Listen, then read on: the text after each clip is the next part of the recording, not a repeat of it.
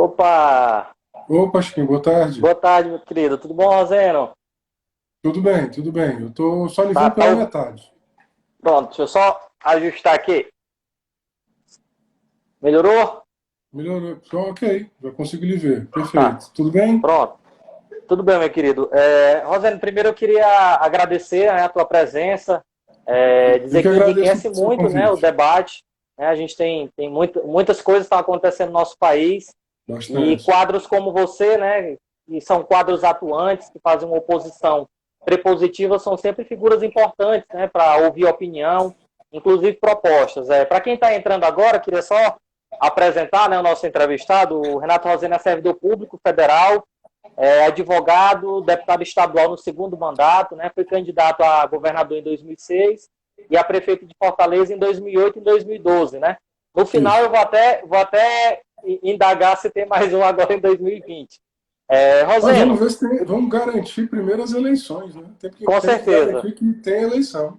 Não, por isso que eu vou deixar para o final. Tá bom. Roseno, a primeira coisa que eu queria ouvir, a tua opinião, você tem acompanhado algumas coisas na Assembleia e os parlamentares têm feito propostas indicativas. Eu vi até um projeto, salvo engano, da deputada Augusta Brito, que aquela mesma isenção de água se também daria para o sistema SAI, né, que são nos interiores que não utilizam necessariamente a CAGES. E outras medidas sociais, valores para agentes culturais, alguns editais também. Então, a primeira questão que eu queria ouvir é o trabalho que vem sendo desenvolvido na Assembleia Legislativa acerca dessas ações que, naturalmente, a Assembleia pode colaborar. Beleza.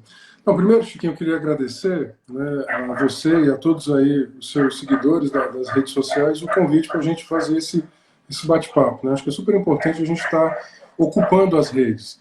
Muito do populismo autoritário, né, e do fascismo que ganhou partes do mundo, não foi só um fenômeno brasileiro, é um fenômeno, é um fenômeno mundial, deu-se porque houve uma ocupação das redes sociais com muita fake news, né, e com muita desinformação. Então, eu acho super importante que quadros, né, do pensamento crítico, popular, em favor da democracia, dos direitos sociais e dos direitos humanos, eles também ocupem as redes. Então, primeiramente, eu queria saudar aí a todos que estão nos vendo e agradecer o convite.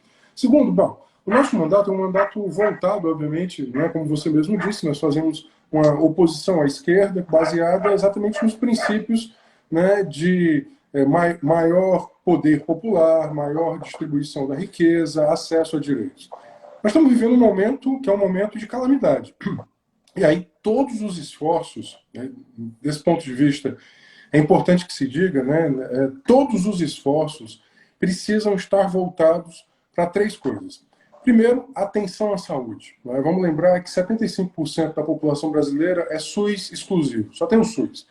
Esse número chega a 85% na região metropolitana de Fortaleza. Ou seja, né, o plano de saúde ele vende o acesso, mas ele vende o acesso para não mais que 25% da população do Brasil e 15% aqui na região metropolitana de Fortaleza. Né? Portanto, é necessário ampliar os investimentos em saúde. Lamentavelmente, o golpe de 2016 ele tinha como objetivo reduzir o Estado Social e, dentre outras coisas, ele impôs a chamada PEC da morte, a Emenda Constitucional 95, que limitou, né, o gasto social. Para o nosso internauta aqui ter ideia, né, de 2016 para cá, nós tivemos aí uma perda de 22 bilhões de reais em investimentos na saúde. Ou seja, o SUS ficou 22 bi mais magro. Isso quer dizer menor pagamento para os enfermeiros, técnicos de enfermagem, médicos, né, menor investimento, né, na aquisição de medicamentos, menor investimento na montagem de leitos hospitalares da rede SUS ou e dos hospitais conveniados. Portanto, a primeira coisa é garantir gastos em saúde. A segunda é a proteção social aos mais vulneráveis.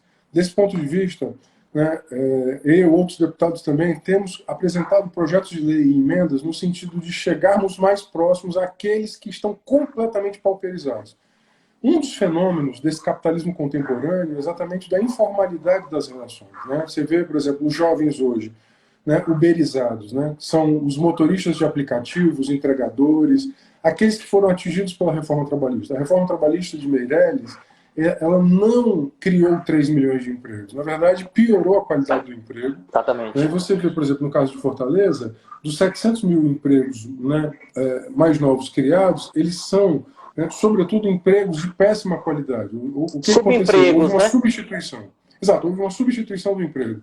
O emprego regular ele foi substituído pelo emprego pauperizado, aquele do horista, o contrato intermitente, né, o trabalhador temporário. Em geral, são mulheres e mulheres jovens. 67%, de acordo com o IDT, é uma pesquisa muito boa, inclusive, eu recomendo a leitura. Você entra aí no site do IDT, quem gosta, né, de pesquisar o mundo do trabalho, vai achar essa pesquisa muito interessante. Eles analisam a qualidade do emprego gerado após a reforma trabalhista.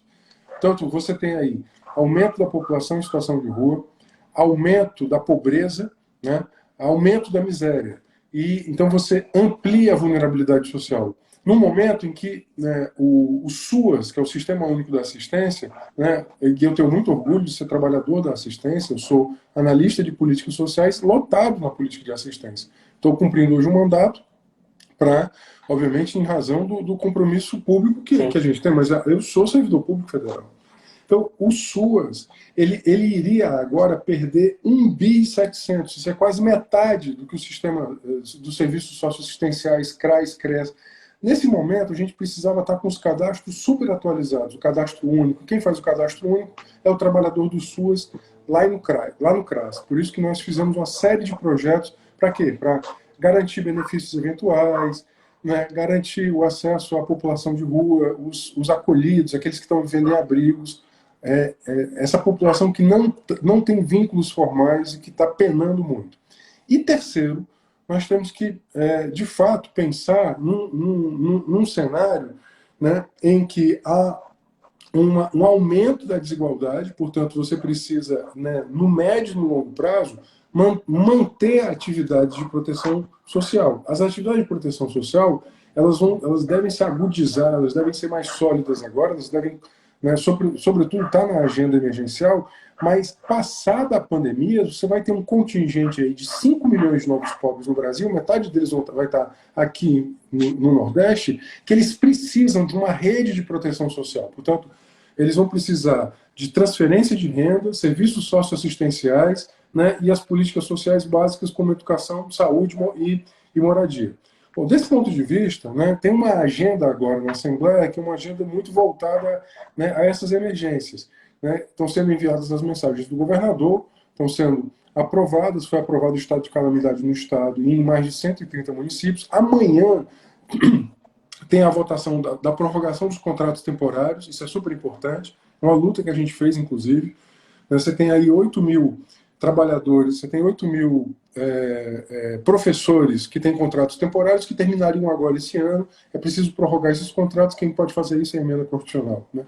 Então amanhã tem essa votação, tem a votação de mais decretos de calamidade para os municípios que agora pediram a calamidade. A calamidade é importante porque permite maior velocidade na aquisição de insumos, mas é muito importante que a população aí no município, eu sei que tem gente aí do interior na sua rede, é muito importante que a população do município ela fiscalize os gastos. Por isso que nós aprovamos uma emenda, né? Essa emenda foi de nossa autoria, mas ela foi acatada por todos os deputados, isso foi muito importante, que ela obriga a transparência dos gastos durante a calamidade. Então, a prefeitura tem que manter um sítio específico, um site específico, onde ela vai colocar os dados, né, daquilo que ela comprou. Mais ou menos como o Estado do Ceará está colocando lá. Se você entra no portal da transparência, tem lá os contratos que foram feitos especificamente para dar conta da calamidade. Inclusive, isso é recomendação do Ministério Público. Agora, se você me perguntar o longo prazo, bom, Chiquinho, se alguém tinha dúvida de que esse modelo econômico está fadado ao fracasso, agora não tem mais dúvida. Esse modelo econômico ultraliberal, baseado no desmonte do Estado Social, na privatização dos equipamentos públicos e dos ativos públicos, na ultrafinanciarização, né, baseado na concentração de renda, na desregulação da proteção social do trabalho, nós temos absoluta certeza que nós não podemos, né, manter as coisas como estão. Ou seja, a antiga normalidade ela não garante voltar a um mundo melhor. Então a pergunta que nós estamos fazendo agora é o seguinte: para que mundo você quer ir pós-pandemia? Você quer ir para um mundo, né, mais desigual, mais miserável, com mais desempregados e miseráveis? Ou você quer ir para um mundo em que o Estado Social ele tenha a capacidade de fazer o investimento necessário para garantir os mínimos sociais e existenciais, em que você possa ter um sistema econômico que ele não explore mais os seres humanos e a natureza? Vamos lembrar que essa pandemia, dentre outras coisas, ela é fruto do processo de desequilíbrio ambiental. Você tem aí uma situação de desequilíbrio ambiental em que os ecossistemas mais frágeis, né, foram ocupados, né, pela intervenção antrópica, pela intervenção dos seres humanos. Isso causa desequilíbrio e fez com que um vírus que era originalmente de um animal silvestre acabasse, né, sofrendo uma mutação e agora entrando na espécie humana, causando essa devastação. Ontem, 3 milhões de infectados, os Estados Unidos hoje com mais de 50 mil mortos. Então, uma questão, né, de fato, né, absurda. Então, me parece que para nós, né, que defendemos a democracia, os direitos humanos, a justiça social, a questão é, né, o mundo capitalista, né, esse mundo ultraliberal, eu gosto muito de uma expressão que é o necroliberalismo, ou seja, o liberalismo da morte, né, um projeto de morte em que, obviamente, por isso que as expressões são expressões de morte, né? Eles acham que vale a pena manter a atividade econômica, né, mesmo que isso custe milhares de vidas. A qualquer custo, né? A qualquer custo. Muito bem. Então, é muito importante que a gente pense o seguinte: nós vamos voltar para que economia? Nós temos que lutar agora, nós temos que pensar o seguinte: nós temos que transformar todo esse sentimento, todo esse movimento que está acontecendo, né, em torno da pandemia, num movimento de grande consciência humana, social e política e ética. Né? Eticamente é insustentável, ambientalmente é insustentável, socialmente é insustentável, economicamente é insustentável manter o mundo sob égide desse necroliberalismo. Então é muito importante que no médio e no longo prazo a gente aponte logo saídas. Né? Saídas para um outro... Por exemplo, né, Roseno, por exemplo, nessa perspectiva de saídas, que modelo econômico hoje, o modelo de saúde, pegando outros países, né, que por ser uma pandemia mundial, estão aplicando e que nós poderíamos talvez replicar aqui no Brasil, parte deles? Não, você pega, por exemplo, a situação de Portugal, né? Portugal tem um sistema público de saúde. Inglaterra que, digamos aí, o Boris Johnson... O SNS, né, na Inglaterra, o Sistema Nacional de Saúde. Exatamente, né? O NHS. O NHS, ele é público, né? Ele é um patrimônio lá do operariado britânico. Eles lutaram por isso, lutaram por ter um sistema público de saúde. Inclusive o seu primeiro-ministro, né, que não é uma figura, digamos, sequer social-democrata, é um liberal, né, de carteirinha. Ele foi obrigado a fazer um discurso, inclusive agradecendo, olha só, o sistema público de saúde e agradecendo os 2 imigrantes, em especial destacando lá os 2 imigrantes que cuidaram da respiração dele. Né? Então, veja são os corpos humanos que estão confrontados com esse sistema. Não há ética no mercado. O mercado não vai salvar a humanidade. Né? O acúmulo, né, ilimitado de riqueza, ele não salva a humanidade e o planeta. Ou nós temos um sistema distributivo em que haja uma instância pública, né, e democrática. Eu acho que isso é fundamental. Ou seja, as pessoas acham que nós somos estatólatras. Né? Não, nós queremos mais poder popular. Inclusive, nós queremos mais democracia, que o povo decida mais. Não é uma decisão autocrática vinda de cima. Nós queremos que a população decida mais, inclusive, qual é a saúde que ela quer, assistência social e o modelo econômico. Indiscutivelmente, nós temos um sistema público de saúde que ele, apesar de atender 75% da população, ele é subfinanciado. Há um subfinanciamento do SUS. Né? E esse subfinanciamento leva, né, a vários problemas. Primeiro, há uma pressão de privatização e há uma pressão porque, como ele não consegue entregar tudo que ele deveria entregar, né, ele é corroído na sua legitimidade. Por que uma parcela da sociedade, né, não defende o SUS? Porque, dentre outras coisas, o SUS não chegou para ela como um bom serviço. Mas é muito importante destacar, o SUS é a vacinação, é a vigilância sanitária, é o SUS que permitiu a imunização de todos nós, foi o SUS que permitiu a vigilância sanitária, né, de todos os equipamentos que a gente utiliza. Né?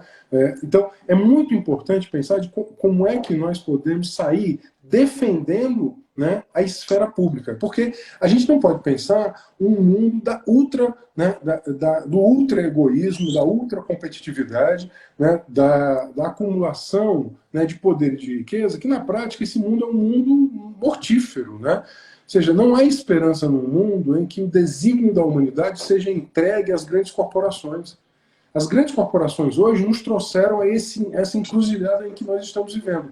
As corporações, né, petrolíferas, farmacoquímicas, né, tecnológicas. Nós temos que pensar o seguinte: como nós vamos agora manter, né, um mundo em que, de fato, o poder seja popular, né, em que a democracia seja real, portanto, que não seja simplesmente a democracia dos poucos poderosos da economia. Desse ponto de vista, é muito importante, né, a gente dizer, nós queremos mais do que disputar essa democracia, nós queremos uma democracia mais avançada, porque muito do avanço da extrema-direita foi porque eles pegaram o sentimento antissistêmico que havia, né, numa parcela da população, dizendo o seguinte: olha, a população não se vê nesse sistema. Claro, eu também não me vejo nesse sistema. Esse sistema sempre foi o sistema dos latifundiários, dos poderosos, né, do grande poder econômico. Mas o que aconteceu? Entregaram a direção da máquina de Estado a uma verdadeira máfia. O bolsonarismo é uma máfia.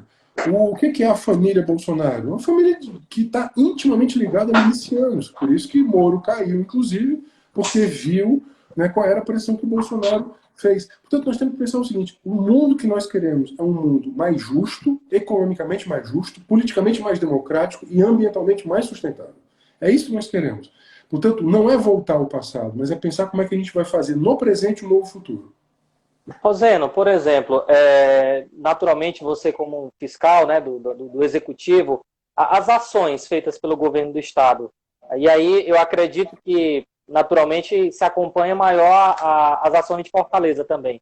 Essas ações, na tua avaliação, têm sido ações positivas, têm surtido efeito, surtirão efeito, ou tem faltado algo mais concreto? Não, a questão é o seguinte: nós estamos no meio de uma disputa. Né? O governo do Estado está sendo disputado, ele está sendo pressionado. Né?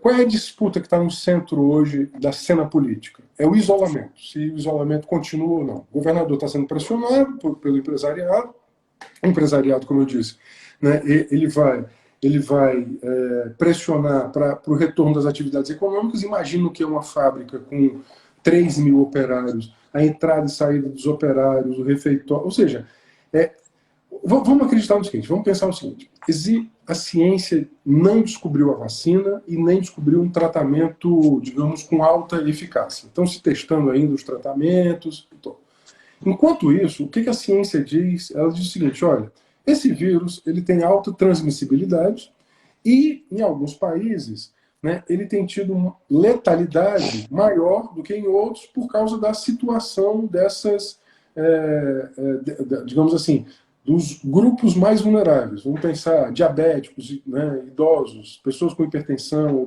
né, por exemplo, a mortalidade entre obesos é muito grande também. Bom, e o que a ciência diz? Então é necessário reduzir a taxa de transmissão. Para isso é necessário, né, diminuir a atividade econômica. O que o capital diz? O capital diz: não pode parar. Porque a lógica do capitalismo é que o capital ele tem que estar todo o tempo circulando, ele tem que estar todo o tempo rodando. Então, para o capital, ele faz o seguinte cálculo: quanto eu vou perder, né, em vidas humanas e quanto eu vou perder em atividade econômica. Então, nesse momento, o capital ele faz uma pressão para quê? Ele faz uma pressão exatamente para, né, voltar, né, à atividade econômica. Né? Claro que existe uma atividade econômica essencial: hospital, venda de insumos, venda de alimento. Né? Claro, nós sabemos disso. Do outro lado, você tem a sociedade, os cientistas, os médicos, dizendo o seguinte: olha, tem que ter cautela. Eu acho que o governo do estado do Ceará está no meio disso. O Ceará foi uma porta aberta por causa... Bom, existe uma hipótese, a hipótese de que o Ceará ele era uma porta aberta a partir do hub internacional, que ele recebeu os vírus a partir, em especial, dos voos da Europa. Eu acho que essa hipótese é uma hipótese válida, eu acho que tem que ser comprovado ou não, mas é uma hipótese importante. Então, a taxa de transmissão aqui, de fato, ela é muito, né, muito elevada. Eu acho que foi correto o governador Camilo Santana decretar o isolamento logo em março, né? E na sequência no início no início de abril.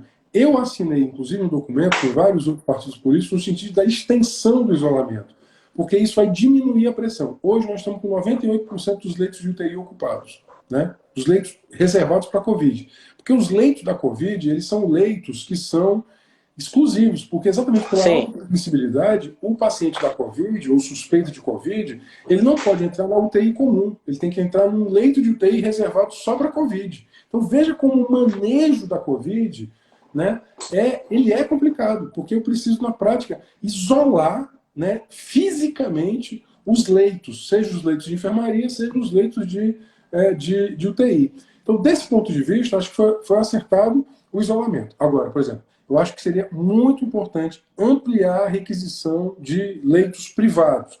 Por exemplo, né, já foi requisitado o Leonardo da Vinci aqui em Fortaleza, um hospital em Maracanaú e outro hospital agora, mais um hospital, o antigo Hospital Batista também.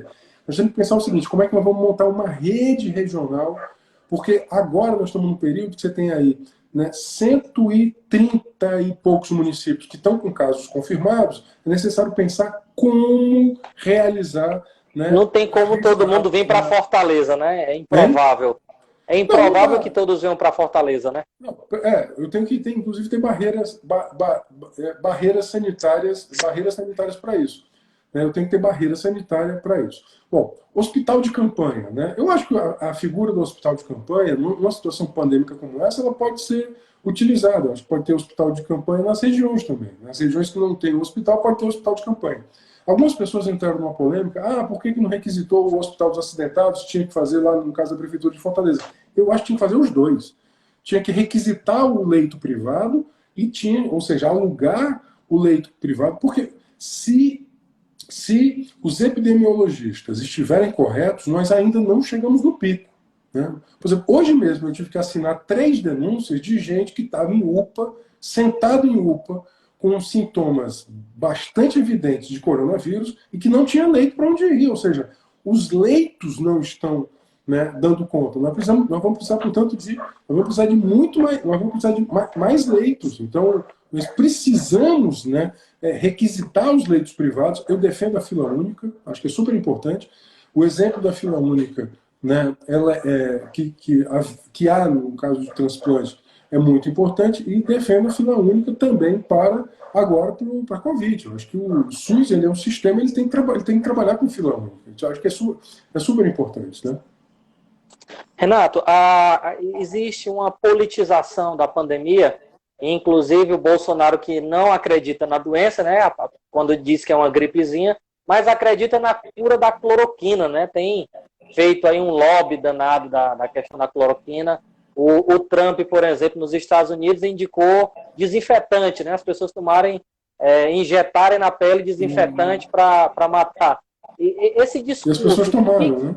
E tomaram, inclusive teve grandes intoxicações. Esse discurso boçal, porque assim não tem outro adjetivo, prejudica ainda mais, né, a nossa situação. Acho que é uma questão do tempo presente, né? Assim, existe um nível de desinformação muito grande, sobretudo nas redes sociais, né? As redes sociais, elas, se por um lado, elas permitiram a comunicação intensa entre os seres humanos, né?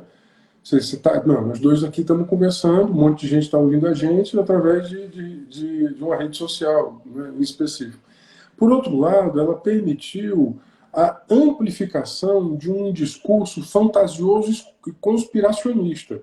O vírus é uma invenção chinesa para dominar o mundo. Então, por exemplo, em 2018, né, a mudança da cor da cor da bandeira. Ou seja, existe uma amplificação e existe um público específico para a conspiração, né?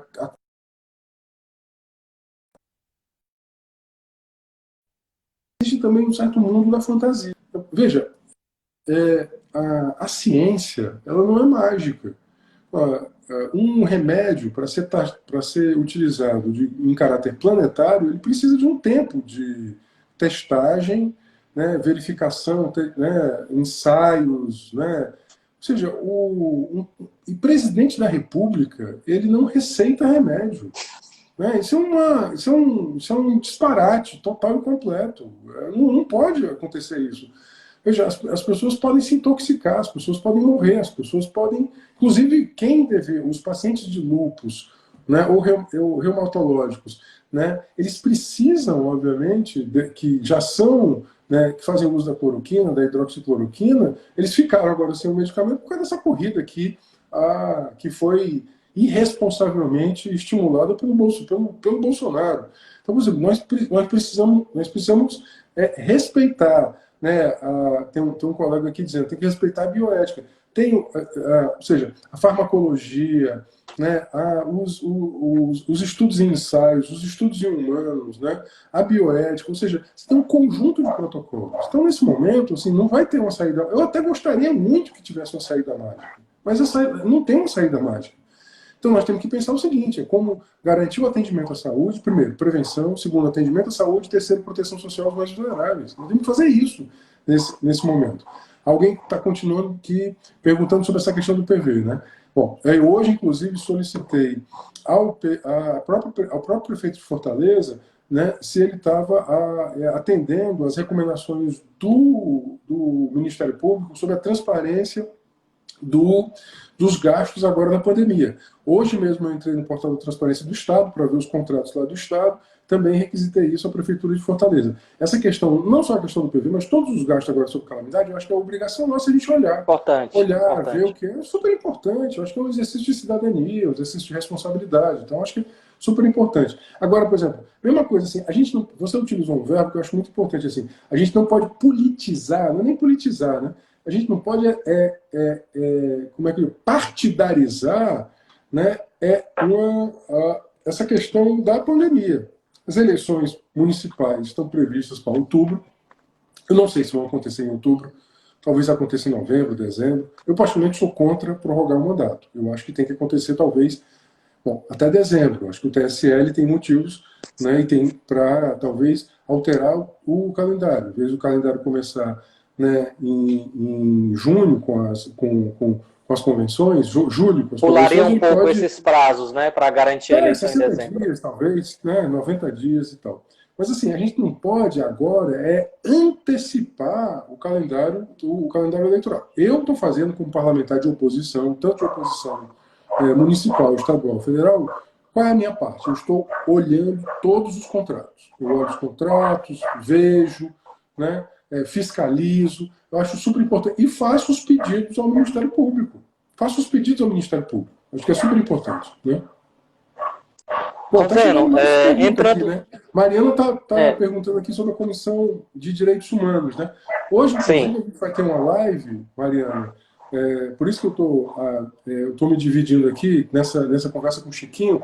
Eu sou um dos signatários de uma denúncia internacional que a gente está apresentando hoje à Comissão Interamericana. É uma denúncia assinada por advogados de todo o Brasil, a partir a Karen, a nossa companheira do Rio Grande do Sul, a Sabrine, que é do Rio Grande do Sul, mas está no Ceará hoje, né? Uma série de juristas e advogados, entidades. Nós estamos apresentando hoje uma petição à Comissão Interamericana, da OEA, da Organização dos Estados Americanos, que fica sediada em Washington, denunciando o Bolsonaro pela desinformação que ele causou, né, nos primeiros dias, sobretudo, e ainda, né, tentando responsabilizar o Bolsonaro e o Estado brasileiro por desinformação. Então, às 19 horas, eu não sei exatamente em que canal, mas vai estar no canal aí, acho da Terra de Direitos, né? No nosso canal também, a gente deve estar reproduzindo, a gente vai estar apresentando os conteúdos dessa denúncia que a gente está assinando e protocolando hoje na Comissão Interamericana de Direitos Humanos. Né? O Ailton está perguntando aqui que o capitalismo sempre cobrou a força de trabalho, não satisfeito, agora quer tirar a vida. É verdade, né? E não é a vida de todos, né? É a vida dos corpos mais pobres, mais vulneráveis, né? O Gabriel está perguntando aqui que tem que investir em pesquisa. Perfeito, Gabriel. Veja, quem vai salvar a gente vai ser a pesquisa, e a pesquisa está na universidade pública. Pesquisa em virologia, que está acontecendo na universidade pública, que vai descobrir, né, o que vai, né, inocular no RNA, né, do vírus, para digamos assim, salvaguardar algum tratamento. Ou até no Inclusive a futuro, própria USP, né, não Roseno, que precisa. desenvolveu um ventilador muito barato, né, agora que foi aprovado para ser utilizado. Bom, os ventiladores, eles são peças muito delicadas, né? Eles precisam ser testados também, mas é super importante dizer isso para o nosso internauta aqui. Existe tecnologia pública capaz de produzir. Agora, o problema, Chiquinho, é o seguinte: tivemos uma desindustrialização no Brasil. O Brasil foi desindustrializado. Tem um sul-coreano que eu gosto muito, um economista, está baseado hoje na Inglaterra, que ele tem uma tese assim, que o Brasil sofreu uma das mais terríveis desindustrializações. Por quê? O Brasil ficou refém do agronegócio e do sistema financeiro, né, dos rentistas, e aí esses rentistas eles vão, ao longo dos anos, diminuindo a política industrial. Houve uma diminuição da política industrial no Brasil, houve uma desindustrialização do Brasil. Né? O Brasil hoje ele vive basicamente de serviços, o PIB do Brasil é isso, serviços e exportação de commodities sem alto valor agregado. O Gabriel está voltando aqui falando, né, das nossas agências de fomento, CAPES, FUNCAP, CNPq. Bom, o primeiro concurso que eu passei foi o de analista de ciência e tecnologia, né, do CNPq.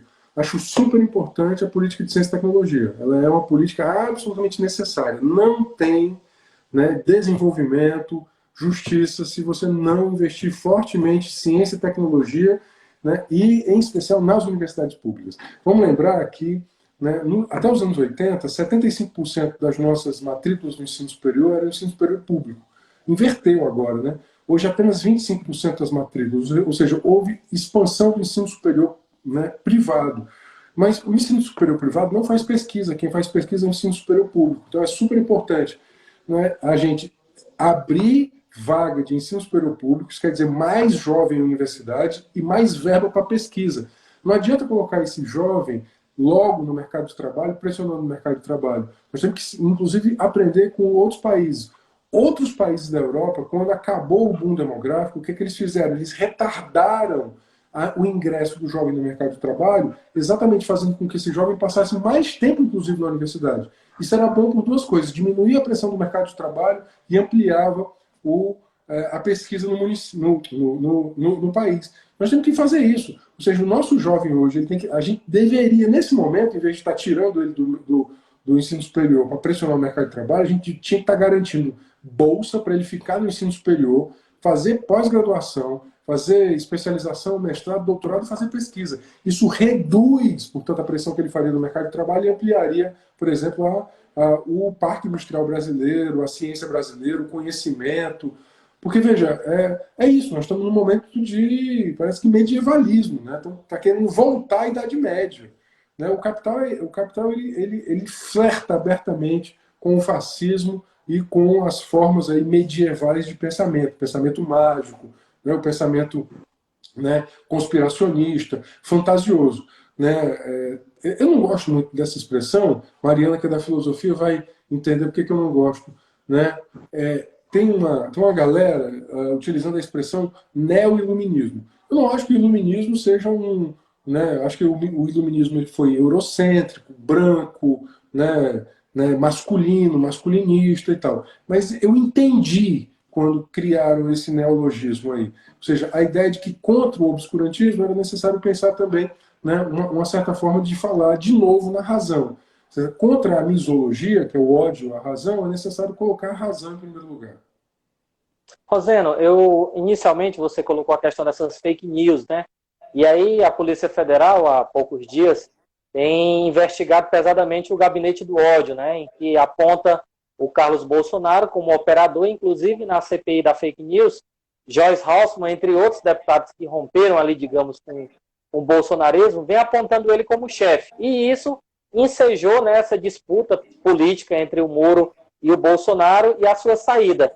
Então eu queria ouvir a tua avaliação nesse sentido, né? A saída do Moro criou a dicotomia como se um tivesse certo, o outro tivesse errado, um tivesse errado, o outro tivesse certo, né? Como se Não, na verdade, existisse assim, um lado, né?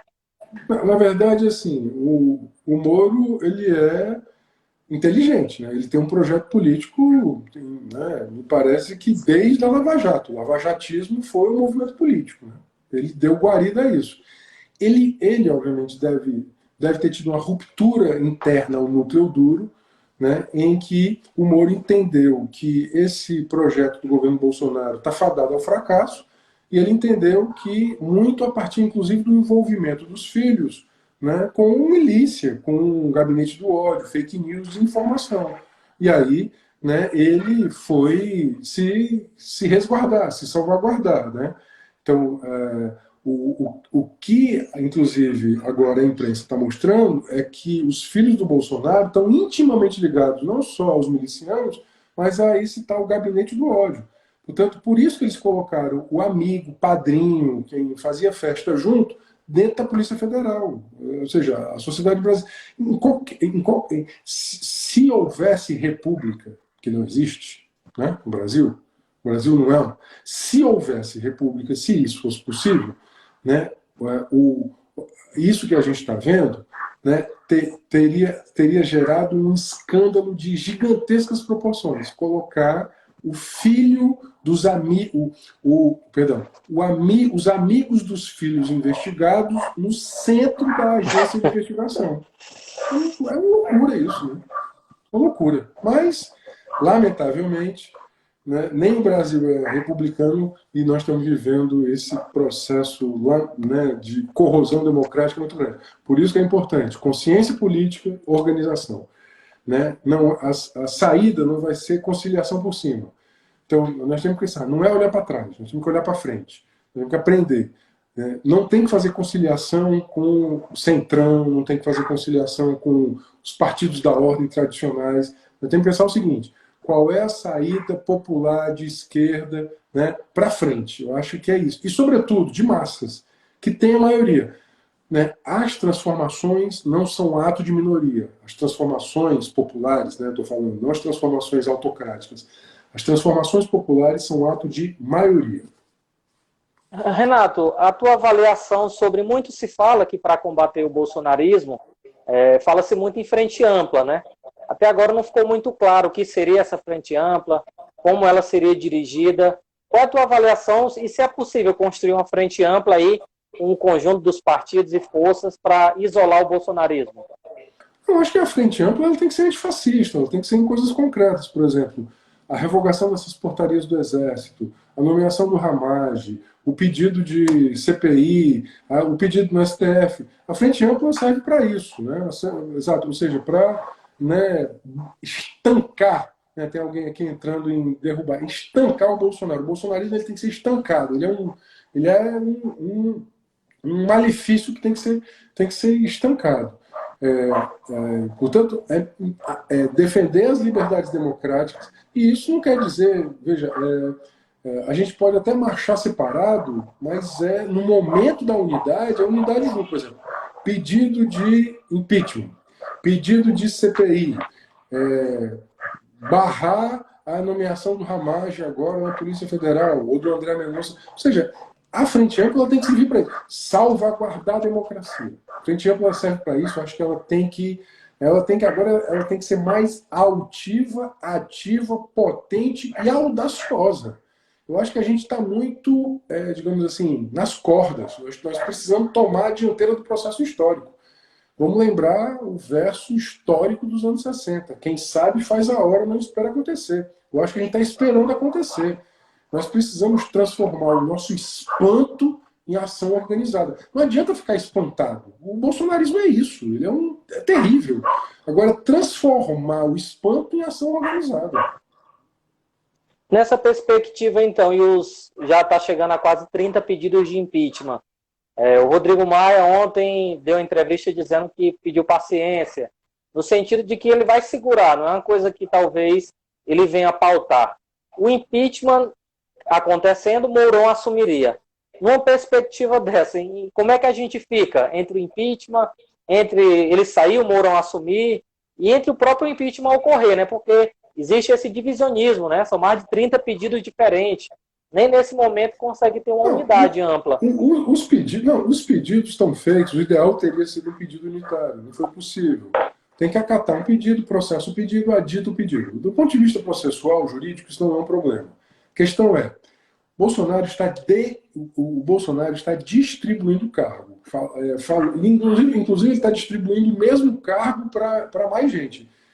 Semana passada surgiu um boato de que ele ia distribuir o BNB para os mensaleiros, né, para o pessoal da Lava Jato, ou o PL, ou esqueci agora do Valdemar Costa Neto. O Valdemar Costa Neto é o PL do Valdemar Costa Neto e o PP do Ciro Nogueira. Isso, pronto, isso. Arthur Lira e Valdemar Costa Neto. PR e PP. Pois bem. Era PL e PP. Era muito importante, né, a gente pensar o seguinte, nós não podemos permitir que essa operação abafa continue. Ele está fazendo uma operação abafa. Vamos lembrar que, por muito menos, o Gilmar impediu que o Lula virasse ministro. O Lula já tinha sido presidente. Uma loucura isso. O Gilmar Mendes, numa canetada, impediu que o Lula virasse ministro. Agora não, o cara está distribuindo o cargo, está impedindo a investigação e o STF não faz nada. Então, assim, seja impeachment, seja ação no STF ou julgamento da chapa, nós temos que dizer para essa extrema-direita fascista que eles não podem tudo. É essa a questão. Veja, a preocupação da gente tem que ser barrar. Esses caras não podem tudo. A mensagem que a gente tem que dizer para a sociedade, para o planeta, para o Brasil, esse Bolsonaro não pode tudo. O cara está pintando e bordando, destruiu a proteção social no Brasil, rasgou a Constituição inúmeras vezes, né? Elogia torturador, vai para frente de quartel elogiar a ditadura, né, interfere na Polícia Federal a seu bel prazer para salvar os filhos. O que é isso? Então, assim, nós temos que dizer isso. A política é feita de gestos. O gesto importante é assim, Bolsonaro não pode tudo. Acho que esse é o gesto importante agora. Rosena, eu já havia sido alertado aqui pela sua assessoria que você tem uma live já, daqui a pouco, inclusive, que você anunciou. Então, eu queria só, por último, no último ponto, nessa perspectiva, né, de isolar o Bolsonaro, inclusive o Paulinho da Força ontem, né, do Solidariedade, informou que o líder do governo ofereceu o Porto de Santos para ele, né? Então está existindo essa operação abafa, né? Quando a gente vê o Paulinho da Força denunciando um negócio desse, é porque a coisa tá escancarada. Então nessa perspectiva, e aí para você concluir nas suas considerações finais, aponta para a gente, assim, tua opinião, tua avaliação, qual é o momento, ir para cima, enfim. Não, veja, eu vou repetir aquilo que eu disse, quem sabe faz a hora, nós temos que ir para cima. O momento agora é de reunir forças, golpear junto, no sentido de mostrar o gesto de unidade dos democratas brasileiros em defesa da democracia. Né? Então isso é muito importante. Né? O Gabriel só para esclarecer aqui, o Gabriel está dizendo que estão ganhando tempo por causa do Mourão, para ele ficar no lugar do próximo ano. Veja, não confunda impeachment com anulação da chapa. Essa hipótese que você colocou é quando a chapa é anulada no TSE. O impedimento ele é do cargo, certo? Não tem nada a ver com a chapa. O impedimento é do presidente por crime. Então, o impedimento do presidente não transborda, vamos utilizar esse verbo, né? Ele não contamina a chapa. O impedimento é um julgamento por crime de responsabilidade que envolve o Congresso Nacional e o Supremo. Bom, a outra coisa é o julgamento da chapa, que aí é no TSE. Por isso que aí é o julgamento da chapa que depende do prazo de 50% do mandato, se para convocar novas eleições ou garantir a posse do vice. Acho que o Gabriel, só para esclarecer aqui o Gabriel. Acho que é o seguinte, nós temos que tomar iniciativa. Veja, quem não toma iniciativa, camarão parado a onda leva. Sabedoria popular, né? Sabedoria popular. Camarão parado a onda leva. É muito importante tomar a iniciativa. Agora, para tomar a iniciativa, nós temos que comer feijão. Nós temos que disputar a hegemonia, nós temos que ter mais gente. Né? Não adianta, né, uma organização sozinha, pequena, não vai dar conta. Nós temos que ter uma grande capacidade de organização para a gente disputar. Veja, 54% da população já são favoráveis ao impeachment. Né? Ele perdeu a maioria. A janela está aberta, inclusive. Acho que é essa a questão que está colocada. Então, talvez a pandemia, talvez por conta do coronavírus, não tramite o impeachment? Tu acha que é esse o motivo do Maia não pautar? Não tem a ver com o corona, tem a ver com a distribuição dos cargos. Acho que o que o Maia está fazendo, o Maia da última, o Maia da última entrevista, ele já é muito mais moderado e condescendente com o Bolsonaro. Deve ter tido um acerto interno ali, ele começou a distribuir muito cargo. Então, assim, por isso que cabe a nós, né, cabe a nós não sermos reféns desse processo ardio que acontece nos gabinetes. É muito importante que nós, né, ocupemos, já que a gente não pode ocupar as ruas por causa da pandemia, que a gente ocupe as redes, então, né, dizendo fora Bolsonaro. Acho que não tem outra palavra de ordem, estancar o Bolsonaro. Acho que, né, você vê que tá... É isso, assim, quando você fala em 30... tem 30 pedidos. Gente, PDT, rede, tá todo mundo, né? Todo mundo, as executivas nacionais, acho que o PCdoB também, tá todo mundo aí, né? No seu time, no time de cada organização, assumindo essa bandeira. Então vai virar uma bandeira única, né? Bolsonaro não pode continuar destruindo o Brasil como ele vem destruindo. O que ele está fazendo é destruir o Brasil. Bom, Roseno, eu queria agradecer muito a tua presença, a tua colaboração, né? Desejar sorte, sucesso no mandato para que a gente consiga enfrentar, né, esse coronavírus e é sempre importante ter vozes altivas na Assembleia que repercutem, né, muitas vezes o que o povo pensa. Então, muito obrigado pela tua presença, pelo debate e sucesso, meu irmão. Um abraço. Não, Chiquinho, eu agradeço o convite, né, agradeço aí o convite que você fez, né, abraço todo mundo. Né? Siga as nossas redes sociais aí, Renato Roseno. Daqui a pouquinho eu vou entrar agora em outra live pelo Facebook para a gente falar da Comissão Interamericana, dessa petição que a gente está coletivamente apresentando à Comissão Interamericana de Direitos Humanos. Vou só dar uma última lidinha na petição para a gente falar um pouquinho disso e já a gente entra, né, aí com a Karen lá de Porto Alegre e para falar um pouquinho disso. Então, abraço, sucesso a você aí na empreitada, nos desafios, né? E vamos adiante, né? Pela democracia, pela justiça e pelos direitos. Um abraço. Sempre. Fora Bolsonaro. Um abraço. Fora Bolsonaro.